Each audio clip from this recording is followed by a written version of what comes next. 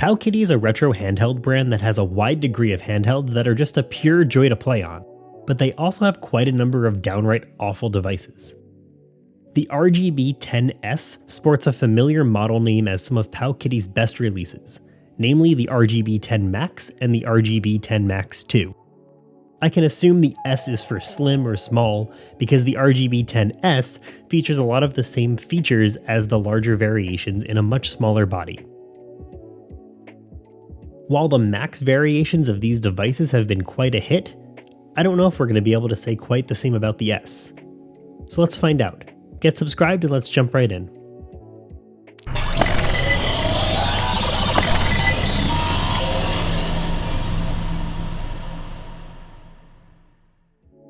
The RGB10S looks like a sleek, pocketable device with rounded corners at the bottom. There are no ports or buttons on the sides or the bottom of this device. Everything is stacked up top. This is where you'll find a power button, reset button, the micro SD card slot, 2 USB-C ports, and a headphone jack, as well as a Wi-Fi toggle.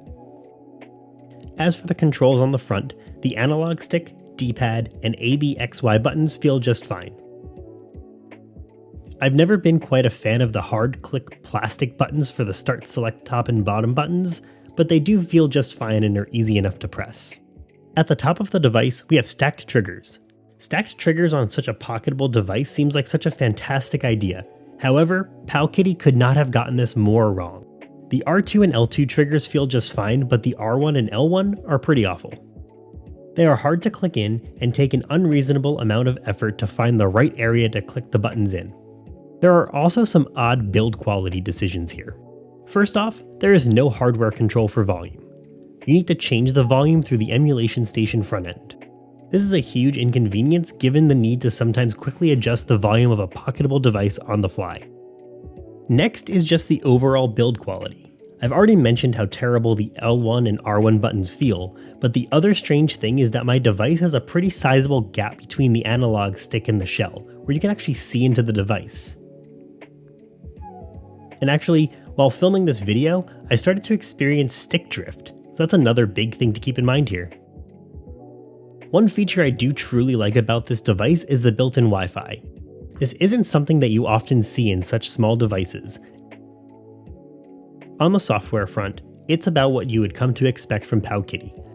A preloaded firmware without developers' permissions, and chock full of ROMs in various languages that are pretty hit or miss.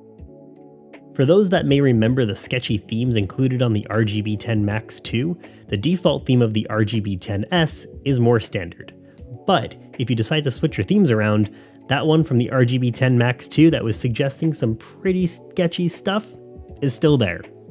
Again, there is no actual naughty images on this device, but it's strange that there's this header that is there for this theme. The chipset is the same RK3326 that we've seen in countless retro handhelds throughout 2021. So while this doesn't offer any additional power, the great thing is that this means loading in already existing custom firmware will work pretty well. The only problem is that loading up the custom firmware without any modifications will result in incorrect button mapping, specifically for the analog stick. This actually happens to be a pretty quick fix, and I'll breeze through what you need to do to fix it. Using the link in the description of this video, download the file referenced on this GitHub issue.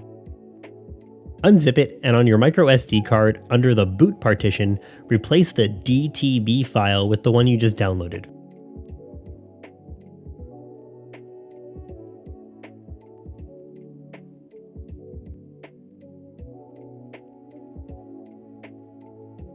Eject your SD card, insert it back into your device, and you're good to go.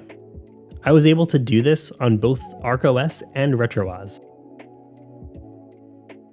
You will need to go into RetroArk and map all of your inputs for both RetroArk and RetroArk 32.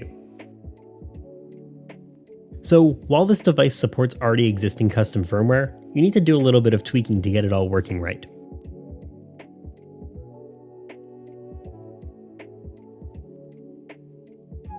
Getting into some gameplay, like I said, this is the same RK3326 chipset, which means that there's nothing new with performance. But given the less than stellar ergonomics of this device, and the practically unusable L1 and R1 trigger buttons, I think the games that are actually enjoyable to play on this device are a little bit limited. For example, NES, SNES, and Genesis would work best when using a D-pad, and should perform on this device just fine, but because the device is so uncomfortable to hold when solely using the D-pad, I don't even think that these are viable systems to dive into gameplay with for extended periods of time. Nintendo 64 performance is more miss than hit, with games often playing at very low frame rates or playing with choppy audio.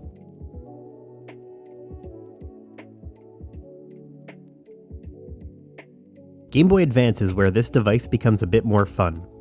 The aspect ratio of the screen for the Powkiddy RGB10S fits Game Boy Advance games great, and while Game Boy Advance isn't ideal with an analog stick, for some pick up and play games like WarioWare Inc., it's tolerable.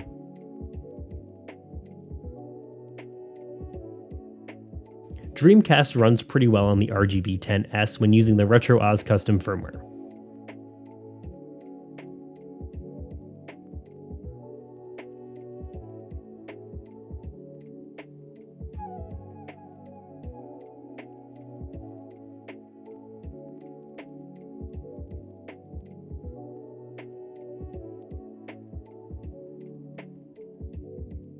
And PS1 is also fun as long as the game doesn't rely too heavily on L1 and R1. So something like Crash Bandicoot on this portable handheld is actually pretty great.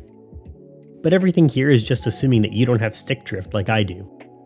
Getting the footage for this video was actually really difficult because the stick drift was so dramatic.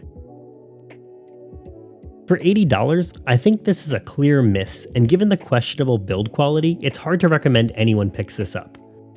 And that's a shame that this device isn't better. It has a lot going for it, like stacked triggers and built-in Wi-Fi. But the downsides, like a fairly outdated chip, the lack of hardware volume buttons, gaps in the shell around the analog stick, and the obvious fact that I just started getting pretty intense stick drift, makes this device another Powkiddy device that unfortunately belongs in the trash. So what do you think about Powkiddy's latest handheld? Did you already pick it up? Were you planning to? Are you still planning to? Let me know your thoughts down in the comments. If you haven't checked out my other videos on the RGB10 family of devices, go ahead and do that now. If you liked this video, throw a thumbs up on it. If you didn't, give it a thumbs down. Make sure you're subscribed for future videos though, and thanks for watching.